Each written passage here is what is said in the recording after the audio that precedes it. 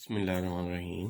प्यारे बच्चों, आज हम डिस्कस करेंगे CSS 2022 का जो US हिस्ट्री का पर्चा था। उसके अंदर उसने पूछा क्या हुआ था और हमने लिखना क्या था, ये आज हम डिस्कस करेंगे। बहुत से बच्चों ने कहा कि पेपर बड़ा मुश्किल था, दिस एंड दैट, बहुत ट्रिकी था। लेकिन as far as I concern और as far as my students are concerned, उनका भी रिस्पॉन्स यही था कि सर ये तो बहुत ही आसान पर्चा था। रीज़न बीइंग कि जब आप तैयारी करते हैं, अगर आप तैयारी को प्रॉपर स्केजुअल कर लेना तो फिर आपको कोई मसला भी नहीं होता। My name is Bilal Pasha and I am from 47 CTP। ठीक है, मैं जब अमेरिकन हिस्ट्री पढ़ाता हूँ, मेरी एक वीडियो भी है, उसके अल्हम्दुलिल्लाह 1.2 मिलियन व्यूज़ हैं। उसमें भी यही पढ़ाता हूँ कि अमेरिकन हिस्ट्री के ना कुछ बड़े इम्पोर्टेंट जो है ना वो चैप्टर्स हैं, उनको आप लाजमी करें। फॉर इंस्टेंस, मैं पूरा पहला एक लेक्चर कॉलोनाइजेशन पे लगाता हूँ। ठीक है, उसके बाद मैं कि अमेरिका की कॉलोनाइजेशन हुई कैसे, फिर मैं पूरा दूसरा लेक्चर लगाता हूँ कि अमेरिका के अंदर जो रेवोल्यूशन आया वो कैसे आया। और फिर ये जो मेरा तीसरा लेक्चर होता है ना सिर्फ ये US हिस्ट्री के लिए बल्कि ये ओवरऑल बच्चों की माइंड मैपिंग कर देता है अबाउट कॉन्स्टिट्यूशन। अब यहाँ पे मैं पढ़ाता तो US कॉन्स्टिट्यूशन हूँ, लेकिन क्योंकि US का कॉन्स्टिट्यूशन प्रेसिडेंशियल है और बच्चों को समझाते हुए जब तक उनको ये ना बताया जाए कि प्रेसिडेंशियल फॉर्म ऑफ कॉन्स्टिट्यूशन और पार्लियामेंट्री फॉर्म ऑफ कॉन्स्टिट्यूशन या इनकी बेसिस पे जो गवर्नमेंट बनती है वो क्या होती है, उनको समझ नहीं आती। ठीक है, चौथा लेक्चर मेरा बड़ा ही मतलब मेरे जितने भी लेक्चर्स होते हैं उनमें सबसे डिफिकल्ट लेक्चर होता है। US का जो प्रेसिडेंशियल इलेक्शन सिस्टम है वो बहुत ही ट्रिकी है। ठीक है, तो मेरा जो चौथा लेक्चर होता है वो पूरा US प्रेसिडेंशियल इलेक्शन सिस्टम पे होता है। और जो पांचवा लेक्चर होता है वो इस तीसरे लेक्चर के साथ कनेक्टेड होता है। इसके अंदर मैं ये पढ़ाता हूँ कि जब ये कॉन्स्टिट्यूशन बन रहा था तो इसमें दो किस्म के व्यूज़ थे, कुछ फेडरलिस्ट थे और कुछ जो है ना वो एंटी फेडरलिस्ट थे। ठीक है, और जब पहली गवर्नमेंट बनी वो फेडरलिस्ट की थी, तो उनका जो गवर्नमेंट का जो थॉट थी, जैसे PTA की गवर्नमेंट है उसकी एक थॉट है, या PMLN की गवर्नमेंट है उनकी एक थॉट है। वो थॉट किस चीज़ पे डिपेंड करती है, वो उनके एजेंडा पे डिपेंड करती है। तो जो पांचवा लेक्चर होता है वो इस पे डिटेल्ड होता है कि जो गवर्नमेंट्स बनी, मतलब पहले प्रेसिडेंट से लेके वाशिंगटन से लेके आगे दूसरा प्रेसिडेंट एडम और तीसरा प्रेसिडेंट जेफरसन, ये मैं कम्प्लीटली पढ़ाता हूँ कि ये कैसे हुआ। और साथ ही मैं अमेरिका की जो है ना वो वेस्टवर्ड एक्सपेंशन पढ़ाता हूँ, क्योंकि स्टार्ट में तो अमेरिका बस ये 13 कॉलोनीज थी।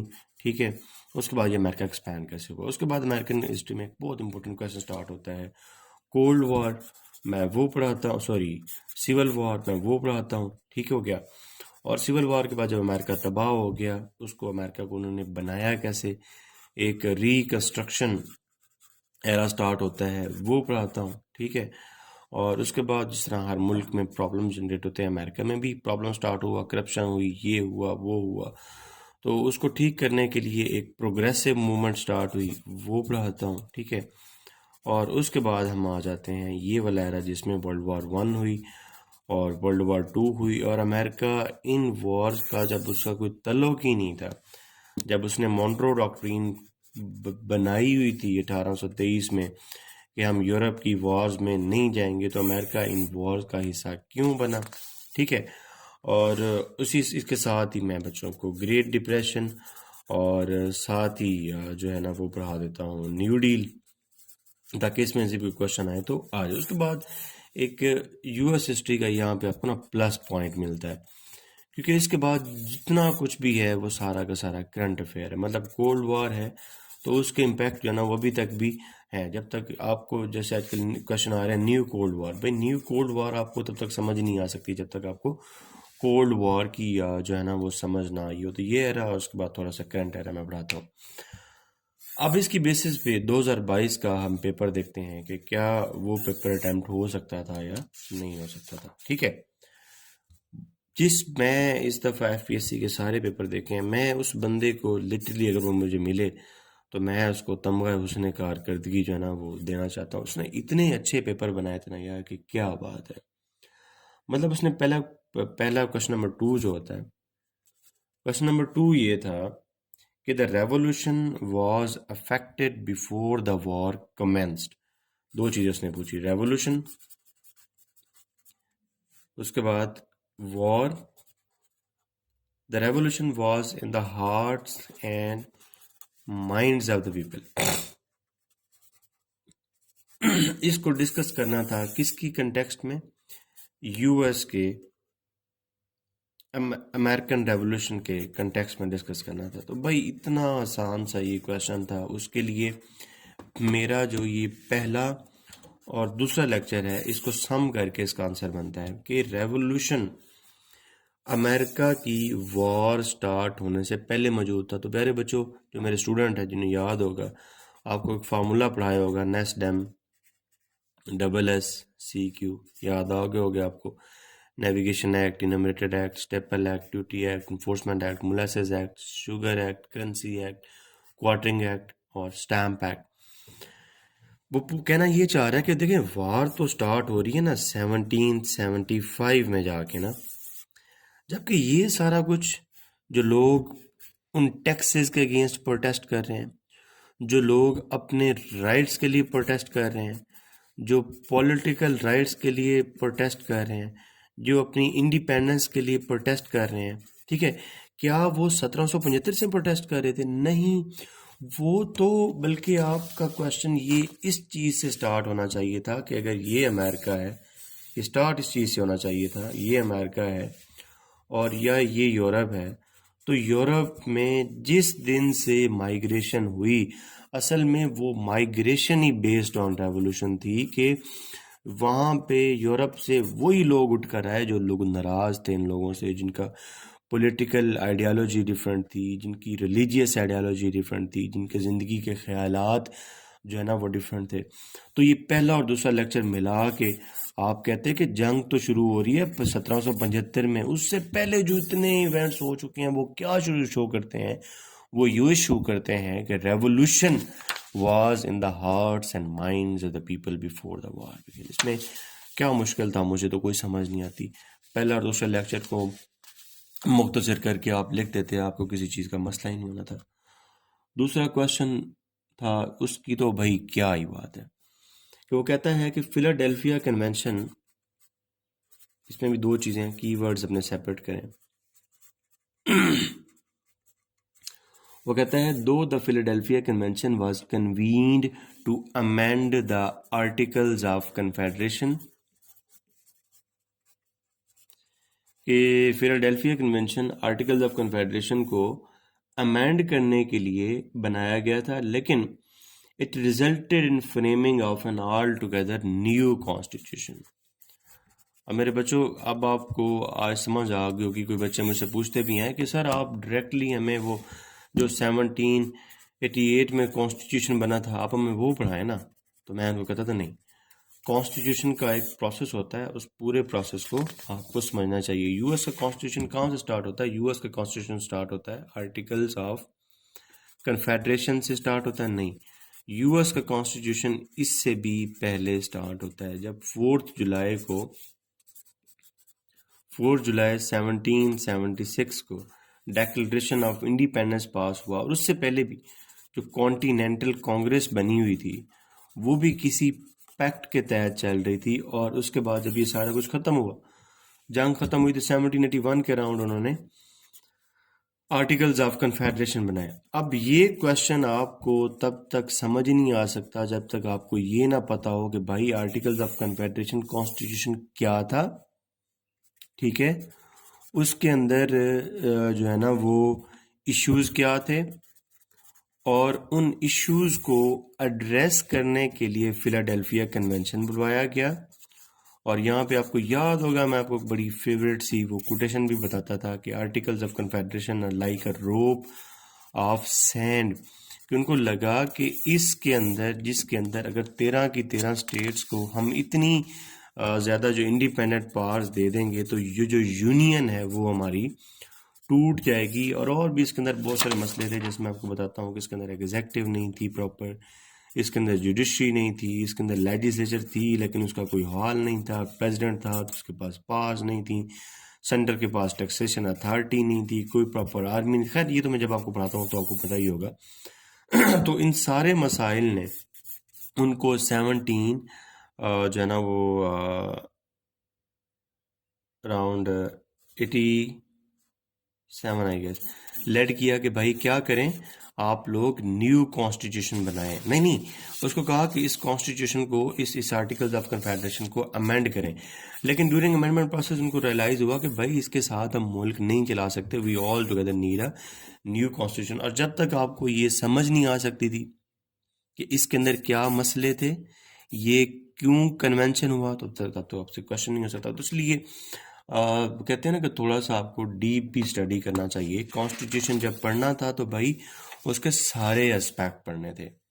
और आई एम वेरी हैप्पी कि ये जो पहले 2 क्वेश्चन हैं ये मेरे लेक्चर नंबर 1, लेक्चर नंबर 2 और लेक्चर नंबर 3 में कवर होते थे। मुझे यार कमेंट करके भी ज़रूर बताना कि ये आप लोगों के पेपर शेपर कैसे हुए थे, ठीक है। अब क्वेश्चन नंबर 4 जो था वो, जैसे मैंने आपको पहले बताया, वो कहता है कि कंपेयर एंड कंट्रास्ट, कंपेयर भी करना था और कंट्रास्ट भी करना था। किसका? Theories of government. किसकी? फेडरलिस्ट की और एंटी फेडरलिस्ट की। वही जो मैंने आपको पहले कहानी बताई है कि तीसरे लेक्चर जब मैं आपको पढ़ाता हूँ और कॉन्स्टिट्यूशन पढ़ाता हूँ तो मैं आपको बताता हूँ कि एक फेडरलिस्ट थे और एक एंटी फेडरलिस्ट थे। और जब उन लोगों ने अपनी बनाई गवर्नमेंट तो उसके अंदर यही थ्योरी थी जो उनकी कॉन्स्टिट्यूशन मेकिंग में थ्योरी थी। और जब उनकी फिर लंबा हो जाएगा, डिटेल बहुत ज़्यादा हो जाएगी, तो आपने उसको कंपेयर भी करना था। कुछ चीज़ें तो उनकी सिमिलर भी थी, जैसे अमेरिका को न्यूट्रल रखना है, अमेरिका के इंटरेस्ट को प्रोटेक्ट करना है, और कुछ चीज़ें उनके कंट्रास्ट में भी थी। कंट्रास्ट में खैर चीज़ें ज़्यादा थी एज़ कम्पेयर टू जो है ना वो कंपैरिजन में। तो इस कंटेक्स्ट में आपने ये आपका क्वेश्चन जो है ना वो तीसरे और 5वें लेक्चर से अटेम्प्ट हो जाना था, ठीक है।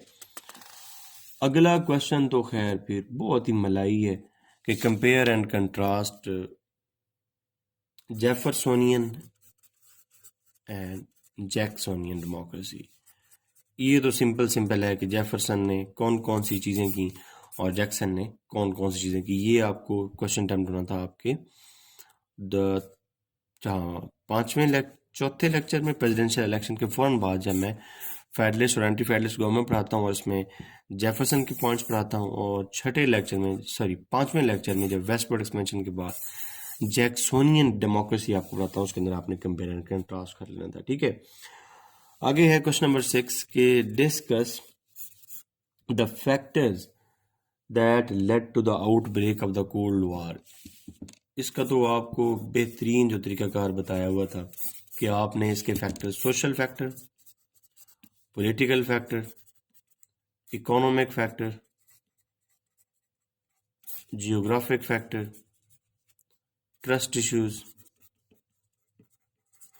ठीक है, इस तरह के जनाब वगैरह 10-12 बेहतरीन से फैक्टर्स लिखते थे और साथ में थोड़ा सा इवेंट्स को रिकॉल करते थे, तो बेहतरीन आपको ये क्वेश्चन अटेम्प्ट हो जाना था, ठीक है। उसके बाद है जी critically examine the domestic policy of Harry S Trueman.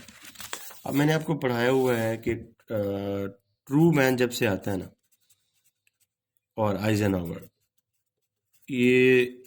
ये पर्टिकुलरली और बाकी ये सारे आने वाले प्रेसिडेंट की जो डोमेस्टिक पॉलिसीज़ हैं वो सारी की सारी किसके अराउंड रन करती हैं?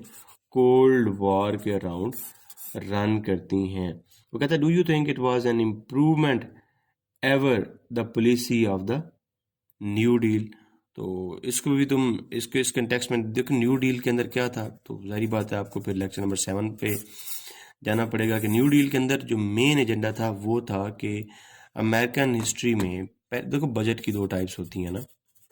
एक होता है बैलेंस्ड बजट होता है जिसके अंदर जो है ना वो एक्सपेंडिचर और जो इनकम है वो बराबर होती है, और एक ज़रा होता है एक्सटेंडेड बजट, जिसके अंदर जो आपके एक्सपेंडिचर्स हैं वो आपकी इनकम से इंक्रीज कर जाते हैं। अब पूरी अमेरिकन हिस्ट्री में ना कभी ऐसा हुआ ही नहीं था कि भाई आपके एक्सपेंडिचर्स जो है ना वो आपकी इनकम से, आपकी रिसीट से ज़्यादा हो जाएं, लेकिन ये पहली दफ़ा हुआ इसके दौर में, क्या नाम है इसका, FDR, फ्रैंकलिन डिलानो रूजवेल्ट के दौर में, उसकी न्यू डील के दौर में। अब देखो, आपको इसका भी पता होना चाहिए, मसला तब है ना, हिस्ट्री का पेपर आपसे अटैम्प्ट ही तब होता है जब आपके जहन में पूरी कहानी चल रही हो। और अल्हम्दुलिल्लाह आई एम वेरी हैप्पी कि आप लोगों को ये चीज़ें सारी पेपर में समझ आई हों, क्योंकि भाई न्यू डील के अंदर उसका मेन एजेंडा ये था कि उसने अमेरिकन को पहले दफ़ा रियलाइज़ कराया कि कोई बात नहीं भाई, अगर डेफिसिट बजट भी बन जाता है, अगर आपके एक्सपेंडिचर आपकी रसीद से ज़्यादा हो जाते हैं तो कोई बात नहीं, ठीक है। इसी कंटेक्स्ट में ट्रू मैन ने भी एक्सपेंडिचर ज़्यादा किए, उसने मार्शल प्लान दिया और अपने आप को एक्सटेंड किया। किसके कंटेक्स्ट में? डोमेस्टिक फ्रंट्स को सेव करने के लिए उसने फॉरेन एक्सटेंट में लंबे लंबे रोल प्ले किए, ये वो दिस दैट। खैर ये क्वेश्चन थोड़ा टेक्निकल हो जाना था, आप बेशक ना भी करते ये क्वेश्चन, ठीक है। और अब क्वेश्चन नंबर 7 है। अब ये बहुत इजी था, लेकिन मैं क्वेश्चन नंबर 7 भी आपको रिकमेंड नहीं करता। आप जो पार्ट्स वाला क्वेश्चन है ना, ये वैसे भी आपके लिए है कि आप पार्ट्स वाला क्वेश्चन कभी भी ना किया करें, अनलेस आपके पास कोई और ऑप्शन ना बचे, तो आप तब तक पार्ट्स वाला क्वेश्चन ना करें। इसकी वजह पता क्या होती है? इसकी वजह ये होती है कि यार एक पार्ट ना, जैसे फर्स्ट ये क्वेश्चन है कि वाटर गेट स्कैंडल है, अब भाई ये आपके पूरे जो है ना वो, आप इसको 10 नंबर का करने लगेंगे, लेकिन ये पूरे 20 नंबर का आपसे टाइम ले जाएगा क्वेश्चन का।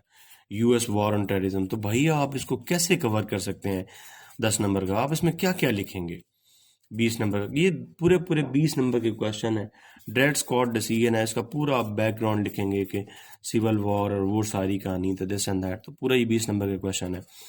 और जब आप इसको 10 नंबर पे करने लगते हैं तो ना वो 10 नंबर देता है और ना ही आपसे 10 नंबर का कवर होता है, बल्कि आपका टाइम भी ज़्यादा वेस्ट होता है। तो सुकून से वो आपको एक में 6 दे के, एक में 6 देकर आप 12 नंबर लेके साइड पे देते हैं। तो इसका फ़ायदा क्या होता है? कुछ भी नहीं होता। आपका जो एक नंबर वाला अच्छा क्वेश्चन है, जिसके आपको 16 या 17 नंबर देने थे, उसने वो आपको यहाँ पे 12 नंबर देकर 4 नंबर की आपको डज लग जाती है, ठीक है। तो कभी भी पार्ट्स वाला क्वेश्चन तब तक ना करना चाहिए जब तक आपको लगे कि यार इसके बगैर चारा नहीं है। तो आई होप आपको इसकी समझ आ चुकी होगी, और मुझे ज़रूर कमेंट्स करके बताइएगा कि यार जिन लोग, जो मेरे स्टूडेंट्स थे जिन्होंने मुझसे US हिस्ट्री पढ़ी है, क्या उनका पेपर इससे जो है ना वो अटैम्प्ट हुआ या नहीं हुआ। एंड सेकेंडली इंशाल्लाह मैं अभी सूनर पंजाबी, US हिस्ट्री और IR का बैच स्टार्ट करने लगा हूँ। If you want to register, you are most welcome. और मेरी सबसे बड़ी मुझे जो लगता है वो ये है कि यार पंजाबी अगर 8 लेक्चर्स होंगे तो इंशाल्लाह आपको 8 दिन के अंदर पंजाबी ख़त्म। US हिस्ट्री के 8 लेक्चर्स होते हैं, इंशाल्लाह 8 दिन में आपका कोर्स ख़त्म। और IR के 16 लेक्चर्स होते हैं, तो इंशाल्लाह 16 दिन में आपका कोर्स ख़त्म। और इस वक्त थोड़ी सी चीज़ें ये अमेंड करनी है, क्योंकि पेपर पैटर्न जो है ना वो थोड़ा सा चेंज हो गया है, वो थोड़ा सा घुमाता है तो आप सारे ही घूम जाते हो। तो इस समय मेरा प्लान है कि पंजाबी का एक पोर्शन पढ़ा के साथ में ही मैं जो ना उसका जो मॉडर्न पैटर्न पे क्वेश्चन आता है, मैं आप लोगों का टेस्ट लूँगा।